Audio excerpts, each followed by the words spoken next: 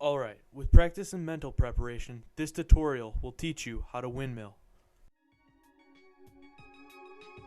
First thing you want to do before you get started with any power move is get warmed up and stretch out.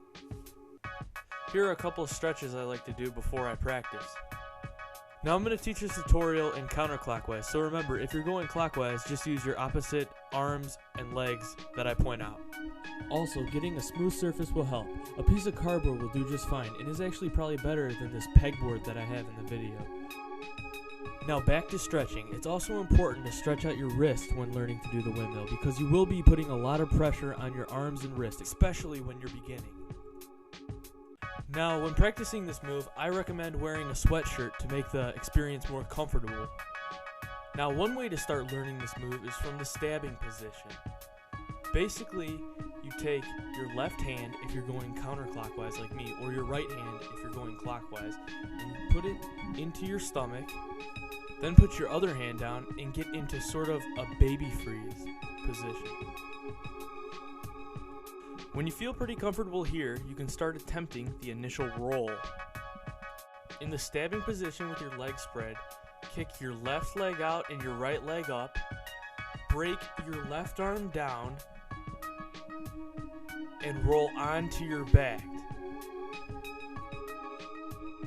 Try to pay close attention to my left arm. Notice how it crunches in.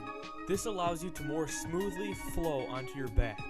If you find the rolling concept very difficult at first, a good way to get used to it is just putting your left leg under, like so, then letting your left arm collapse and roll onto your back.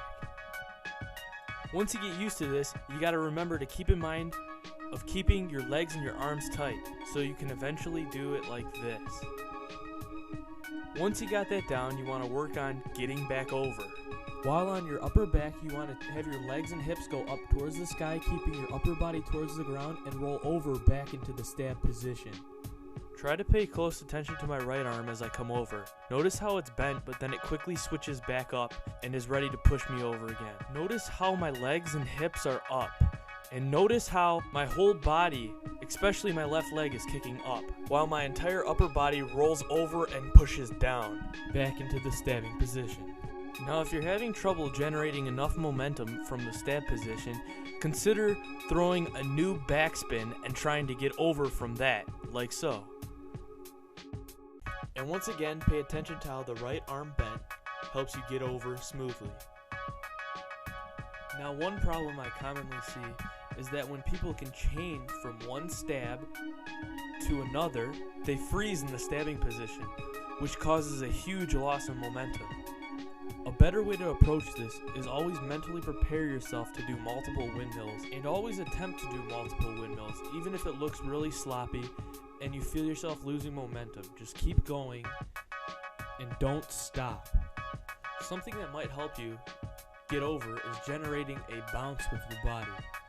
Notice the bounce from windmill to windmill. I bounce up towards my head, but stay on my shoulders. Pay close attention to my legs and my arms, and notice how nothing is really lagging or leading too much. Everything stays tight. Staying tight is key to getting good, clean, continuous windmills. Once you get more comfortable with windmills, getting a more aggressive throwdown is quite simple. You want to put your right arm down slightly curved, kick your left leg out, and then follow your right leg through, putting your left arm down but collapsing it and rolling onto your back. As you may notice, your legs and your hips will be generating tremendous momentum. So, remember, when doing continuous windmills, always stay tight and don't flop. Always expect and want to do more. Notice that once your windmills start to get really fast and cleaner, that your left arm may not even need to go in the stabbing position anymore, but instead it helps guide you and keeps your body with all that momentum going in a controlled movement. Also pay close attention to how the left arm does not pause or go into a freeze. It always continually moves. With that being said, all of the other basic motions are still present. Feel free to ask any questions you like. I'm always glad to help. And always remember, practice makes perfect. So don't stop practicing and don't give up. I promise you, you'll get it. Oh, and don't forget to subscribe to Pygmy123. You'll make me really happy.